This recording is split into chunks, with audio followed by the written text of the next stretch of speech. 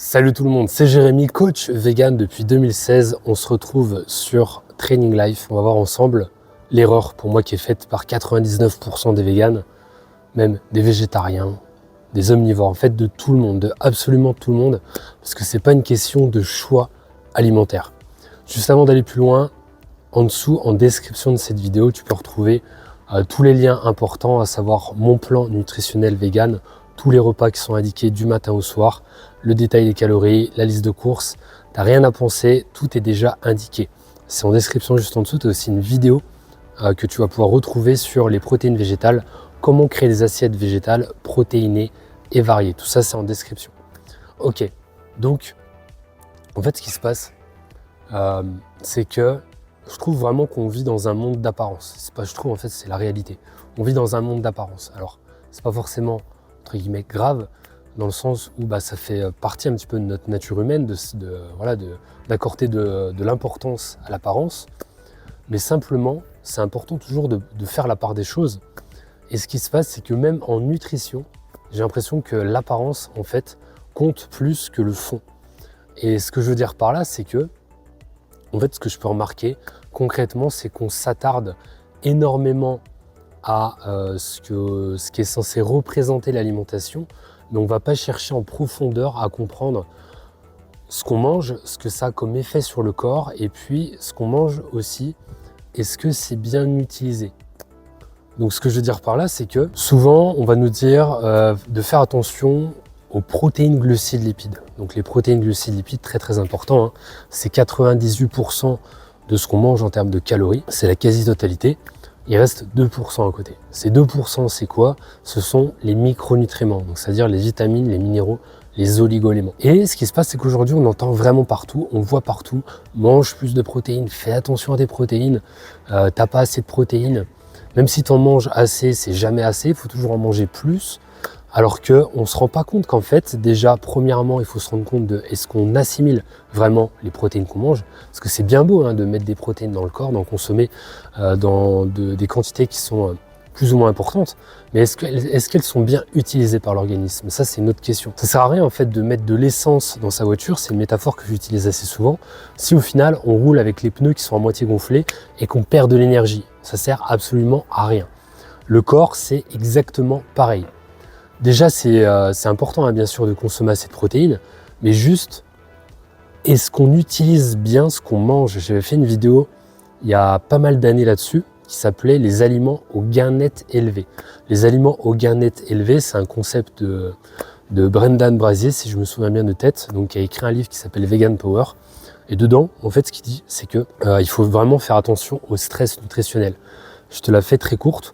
Ce qui se passe, c'est qu'il y a des aliments qu'on va consommer qui, d'apparence, en fait, sont riches en protéines, sont très intéressants, etc.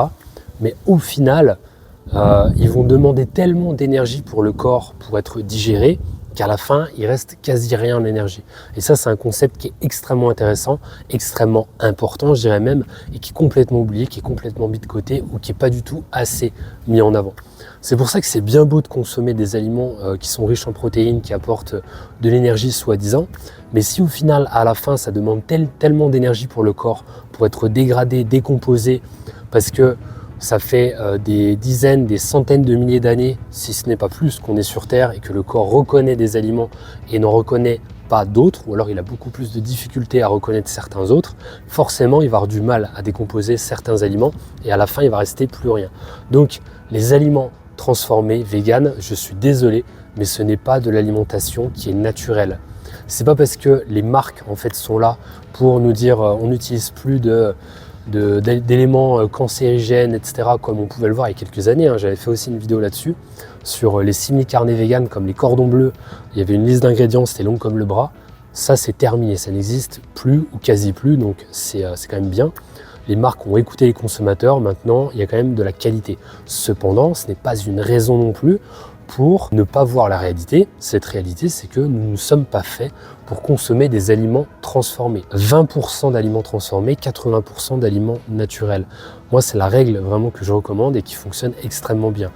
Si tu peux consommer plus d'aliments naturels, pourquoi pas. Attention à ne pas tomber non plus dans l'orthorexie, bien évidemment, mais simplement faire en sorte de comprendre que ce n'est pas normal de consommer de base des aliments qui sont transformés. Même si la marque a l'air éthique, même si elle fait des belles choses, même si bien évidemment il n'y a pas de produits animaux dedans, ce n'est pas normal. Ce n'est pas normal de consommer ces aliments. Le corps n'est pas fait pour les consommer. À partir du moment où un aliment ne pousse pas du sol ou ne tombe pas d'un arbre, il y a un problème. Ce n'est pas un aliment naturel. Notre ADN, nos cellules, tout ce qui caractérise notre corps, tout ce qui le caractérise, tout ce qui est présent en nous, cette intelligence en nous, sait reconnaître les aliments naturels. Et donc, c'est extrêmement important à comprendre qu'on doit aller vers des aliments les plus naturels possibles. Personnellement, j'en ai un petit peu marre en fait de voir ça, de voir que faut consommer toujours plus de protéines, toujours faire attention, etc. Alors non, c'est pas en étant vegan que ça pose problème. Bien évidemment, c'est important d'avoir une structure. Je te dis pas de faire n'importe quoi. Va pas consommer juste des fruits et légumes parce que ça contient des protéines. Ça en contient, mais c'est extrêmement peu. C'est très dangereux de consommer que des fruits et légumes et d'espérer avoir une pleine santé. Surtout si tu es sportif, bien évidemment. Le crudivorisme, c'est pas quelque chose que je recommande, et encore moins si tu es sportif. Peut-être dans certains cas ça peut fonctionner, mais c'est vraiment des cas extrêmement précis. Limite, il ne faut pas faire de sport, il faut avoir une très très légère dépense calorique, il faut vivre par exemple, je sais pas, dans un endroit assez ensoleillé pour avoir de la vitamine D. Il y a quand même certaines choses à prendre en compte, d'accord ? Consommer aussi du bio, de la qualité maximale, bien évidemment. Et puis consommer des graines germées, ces choses-là. Mais de façon générale, il faut aller vers un maximum d'aliments naturels et arrêter d'avoir peur. En fait, tant que les aliments, les assiettes sont bien équilibrées, que tu as des protéines, des glucides, des lipides, des vitamines, des minéraux, des oligo-éléments, c'est 2% que je te disais tout à l'heure, à partir de là, c'est parfait. Mais sortons vraiment de cette matrice, arrêtons de croire que c'est limite normal en fait de faire l'apologie des aliments transformés. Ce n'est pas normal. Oui, c'est mieux sur le côté éthique, mais sur le plan de la santé, ce n'est pas normal pour le corps de consommer des aliments transformés. Je suis désolé si ça te déplaît, mais c'est une réalité. Le corps a une intelligence en lui, cette intelligence que tu peux voir en permanence. On respire de façon inconsciente. Quand on dort, notre digestion, notre respiration se fait de façon inconsciente. Nos hormones, il y a énormément de processus, des milliers et des milliers de processus chimiques qui se passent dans le corps. Cette intelligence-là reconnaît les aliments naturels et va avoir du mal à dégrader des aliments qui sont transformés. Donc arrêtons vraiment ça. Pour moi, c'est une erreur. Énormément d'entre nous font cette erreur de trop faire confiance aux marques, de trop aller vers les aliments transformés et puis de ne pas reconnaître l'intelligence du corps, de ne pas aller regarder ce qui s'est passé en arrière. Je ne vais pas te parler de chasseurs, cueilleurs, etc. C'est un autre sujet, on s'en fiche. Aujourd'hui, on peut être vegan. La santé, les études scientifiques le prouvent, donc c'est une question de choix. Surtout qu'on n'est plus à l'époque où c'est compliqué, etc. Aujourd'hui, on peut acheter l'alimentation quasi 24/24. Il y a des supérettes qui sont ouvertes toute la nuit, d'accord. Donc, pour moi, cet argument ne tient pas à la route. On peut complètement être vegan dans notre société aujourd'hui sans aucun problème. C'est une question de choix. Bien évidemment, chacun fait ce qu'il veut, mais on peut le faire. Les études le prouvent. Simplement, il faudra se complémenter sur certaines choses. Mais en attendant, c'est pas impossible. Et quand on le fait, si on veut le faire de la meilleure façon possible, allons vers un maximum d'aliments naturels. 80% d'aliments naturels, 20%, si ce n'est un petit peu moins, d'aliments transformés. Pour ma part, je consomme des aliments transformés, je ne les mets pas complètement de côté. Je consomme des chips, je consomme des frites de temps en temps, des burgers vegan, ça m'arrive. Je ne dis pas que j'en consomme pas, mais simplement j'ai conscience que ce n'est pas avec cette alimentation que je vais atteindre une pleine santé.